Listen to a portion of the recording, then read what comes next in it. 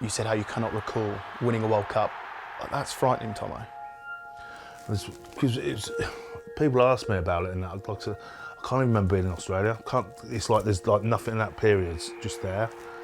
Think of your head as a camera. You're taking stuff in, but this SD card's damaged. There's nothing in the memory bank, that's gone. I'm going to sit down with Steve and I want to know how he's doing. He recognised that something was wrong. He went for tests and it came back that he'd been diagnosed with early onset dementia. What would training have looked like in the early 2000s? Well, you think now they've turned around and said they should try and limit contact training to 15 minutes.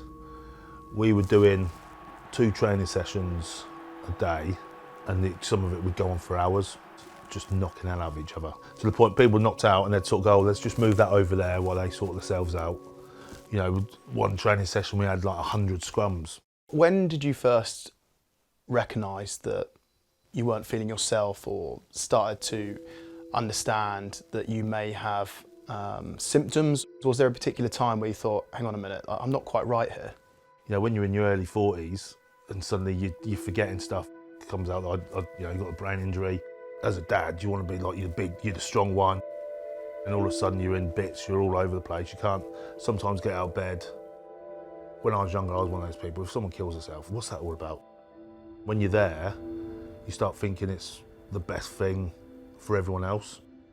There was one, I was at the train station, I just thought, I've had enough of this now. And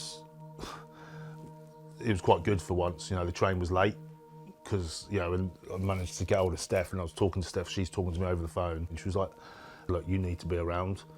You're part of the litigation that's taking the unions, World Rugby and all home unions to court.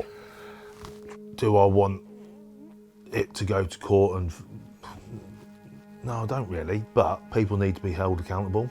There's just people out there that have got blood on their hands.